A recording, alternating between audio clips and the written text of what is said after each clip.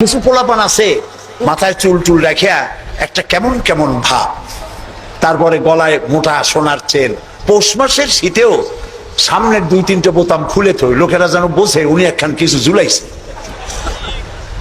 এইরকম ছেলেকে যদি আপনি তো রাগ করে আছেন, ছেলে আপনার কথা শোনে না, যদি ভাত খাওয়ার সময় ডাকেন, সোনামণি, বাবা, কলিজার টুকরা, নয়নের পুতুলি, আব্বু, একটু কাছে আয়, আরে ও যত বড় খারাপ হোক আপনার পায়ের কাছে চলে আসবে। আপনি ওর কপালে একটা চুমা দেন, ওর গালে একটা চুমা দেন, আব্বু এই যে তুমি জামা কাপড় পরছো এগুলো মাইকেল জ্যাকসনের জন্য শোভা পায়, তুমি রসুলের উম্মত, মুসলমান মায়ের পেটে আসছো, এটা তোমার জন্য শোভা পায় না আব্বু, এই কামটা তুমি করো না, আমার অসম্মান হয় সমাজে। এই কথা বললে হাজার রাত ও শোনার চাইতে আপনার এই মধুর ডাকে আপনার ছেলেকে হেদায়েত হতে পারে। এই জন্য আপনি মেজাজ খারাপ করলে পারবেন না। যে চোরের কাশি রোগ হয় আর যে পীরের মেজাজ খারাপ, এ দুইজন ব্যবসায় ভালো করতে পারবে না। পীরের যদি মেজাজ খারাপ বেশি হয় মুড়ি একটাও পাবে না, আর যদি চোরের কাশি রোগ হয় চুরি করতে গিয়ে পিটান খাওয়া ছাড়া পথ নেই।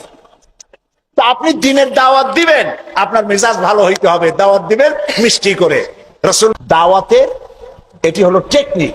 আপনি যখন ইসলামের দাওয়াত দিবেন তখন আপনাকে দাওয়াত দিতে হবে মিষ্টি ভাবে। আল্লাহ শিখাই দিয়েছেন, উদউ ইলা সাবিলি রাব্বিকা বিল হিকমাতি ওয়াল মাউইজাতিল হাসানা, উত্তম ভাবে মিষ্টি করে সুন্দর করে বৈজ্ঞানিক পন্থায় সুন্দর সুন্দর কথা দিয়া মানুষকে আমার পথে ডাকো। আল্লাহ তাআলা বলছেন, সুবহানাল্লাহ। এই জন্য আপনি মেজাজ খারাপ করলে পারবেন না। যে চোরের কাশি রোগ হয় আর যে পীরের মেজাজ খারাপ, এ দুইজন ব্যবসায় ভালো করতে পারবে না। পীরের যদি মেজাজ খারাপ বেশি হয় মুড়িদ একটাও পাবে না, আর যদি চোরের কাশি রোগ হয় চুরি করতে গিয়ে পিটান খাওয়া ছাড়া পথ নেই। তা আপনি দিনের দাওয়াত দিবেন, আপনার মেজাজ ভালো হইতে হবে, দাওয়াত দিবেন মিষ্টি করে। রাসূলুল্লাহর কথাটাই দেখেন, আগেই কোন সুবহানাল্লাহ। আল্লাহ রাব্বুল আলামিন বলেন, ফাবিমা রাহমাতিন মিনাল্লাহি লিনতা লাহুম ওয়ালাউ কুনতা ফাযযান গালিদাল কলবি লানফাদ্দু মিন হাওলিক।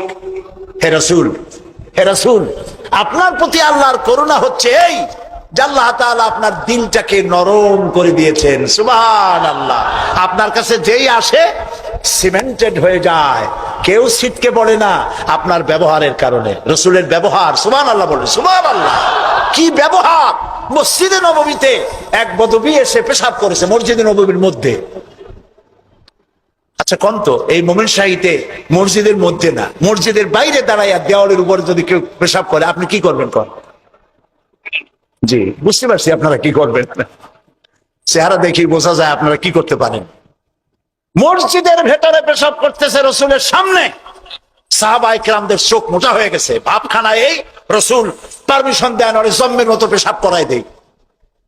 রাসূলুল্লাহ বললেন, না না, বাধা দিও না, তাহলে সে অসুস্থ হয়ে যেতে পারে, তার সবটা আনলোড হতে দাও।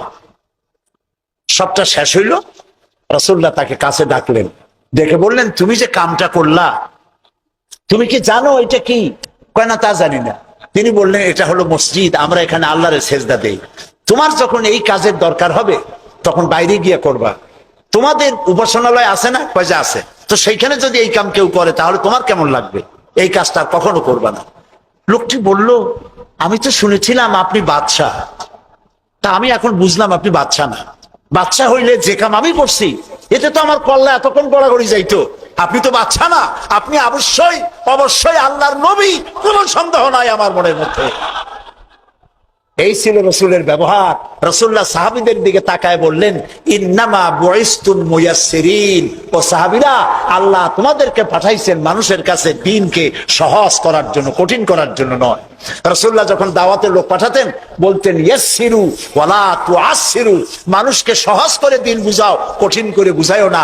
বাশশিরু ওয়ালা তুনাফিরু, বেহেশতের খবর দিয়া মানুষকে দ্বীনের পথে ডাকো। জাহান্নাম, এটা করলে জাহান্নাম, সেটা করলে জাহান্নামের ভয় দেখিয়ে মানুষকে দ্বীনের রাস্তা থেকে সরিয়ে দিও না। সুবহানাল্লাহ। এই ছিল রাসূলের ব্যবহার। তাই মানুষকে দাওয়াত দেওয়ার সময় টেকনিকটা, লোকমানের দাওয়াত ছেলের প্রতি আল্লাহ কত পছন্দ করেছেন। তিনি ডেকে বলছেন, ইয়া বুনাইয়া, ও আমার কলিজার টুকরা, আমার বাবা, আপনি নিজে আছে না মোমেন শাহীতে এমন বখাটে ছেলে, মাথায় উল্লুকের মতো চুল, হাতে ভাল্লুকের মতো নখ, গলায় সোনার চেন, এরকম মোমেন সাইতে নাও থাকতে পারে। কিছু পোলাপান আছে মাথায় চুল টুল রেখে একটা কেমন কেমন ভাব, তারপরে গলায় মোটা সোনার চেন, পৌষ মাসের শীতেও সামনের 2-3টে বোতাম খুলে থই, লোকেরা যেন বোঝে উনি একখান কিছু ঝুলাইছে। এইরকম ছেলেকে যদি আপনি তো রাগ করে আছেন, ছেলে আপনার কথা শোনে না, যদি ভাত খাওয়ার সময় ডাকেন, সোনামণি, বাবা, কলিজার টুকরা, নয়নের পুতুলি, আব্বু, একটু কাছে আয়। আরে ও যত বড় খারাপ হোক আপনার পায়ের কাছে চলে আসবে, আপনি ওর কপালে একটা চুমা দেন, ওর গালে একটা চুমা দেন। আব্বু, এই যে তুমি জামা কাপড় পরছো, এগুলো মাইকেল জ্যাকসনের জন্য শোভা পায়, তুমি রসুলের উম্মত, মুসলমান মায়ের পেটে আসছো, এটা তোমার জন্য শোভা পায় না। আব্বু, এই কামটা তুমি করো না, আমার অসম্মান হয় সমাজে। এই কথা বললে হাজার রাত ও শোনার চাইতে আপনার এই মধুর ডাকে আপনার ছেলেকে হেদায়েত হতে পারে। হযরতে লোকমান এইটা শিখাইছেন, ইয়া বুনাইয়া, ও আমার কলিজার টুকরা সন্তান। নসিহত শুনে মনে হয় যে ছেলে খুব ছোট, কিন্তু আসলে ছোট না। ছোট ছেলের এত বড় নসিহত করা যায় না। নসিহতের গুরুত্ব বুঝে বোঝা যায় ছেলে ছোট না ছেলে বড়, কিন্তু ডেকেছেন তিনি সোনামণি বলে। যেমন আমাদের দেশে খোকা আছে, গেদা আছে। আমাদের বরিশালে পিরোজপুরে বাচ্চা ছেলেদেরকে আদর করে ডাকে গেদা, আর বেশি আদর করলে কয় গেদু। মোহন সাহিত্যে কি কয়?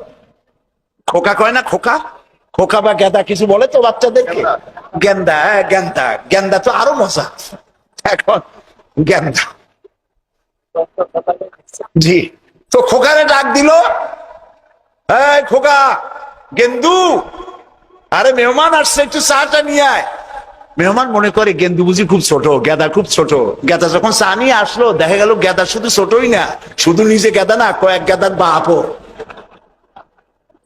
হযরতে লোকমান ছেলেকে আবেগ ভরা মন দিয়ে ডাকতেছেন, ইয়া বুনাইয়া, ও আমার কলিজার টুকরা সন্তান, শোনো, লা তুশরিক বিল্লাহ, আল্লাহর সাথে কাউকে শরীক স্থাপন করো না।